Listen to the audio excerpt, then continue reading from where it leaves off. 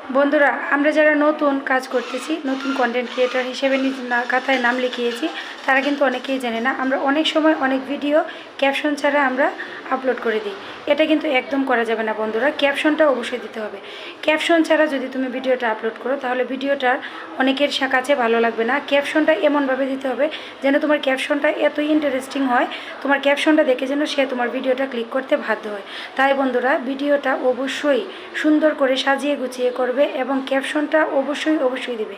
Caption দেওয়ার পরে তোমরা ভাইরাল হ্যাশট্যাগুলো ইউজ করবে।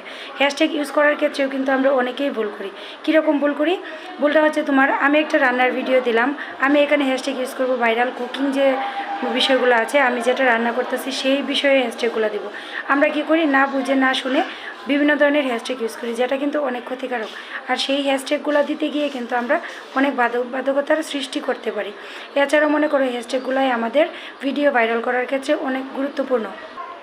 তাছাড়াও তোমার ভিডিওর ক্ষেত্রে তোমার পিছনের ব্যাকগ্রাউন্ডটা অনেক প্রয়োজনীয়।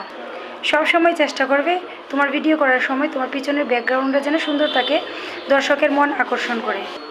আর একটা কথা বন্ধুরা, আমরা অনেকেই এই ভুলটা করে থাকি, নতুন নতুন যেহেতু কাজ করতেছি আমরা অনেকেই অনেক কিছু জানি না। তার মধ্যে প্রধান হচ্ছে আমরা ভিডিওটা এডিট না করেই কিন্তু ভিডিওটা ছেড়ে দিই, এতে কিন্তু তোমারই ক্ষতি হয়।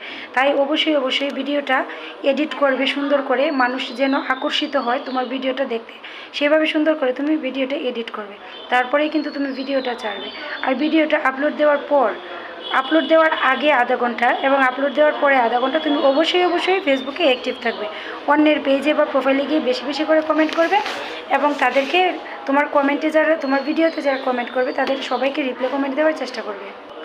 আর আমরা যারা নতুন, আমরা যদি মনে এই হিংসাটা রাখি, আমাকে একজনে লাইক কমেন্ট করলো না, দেখলো না, আমিও দেখবো না, তাহলে কিন্তু তুমি কখনোই ফেসবুক প্ল্যাটফর্মে সফল হতে পারবে না।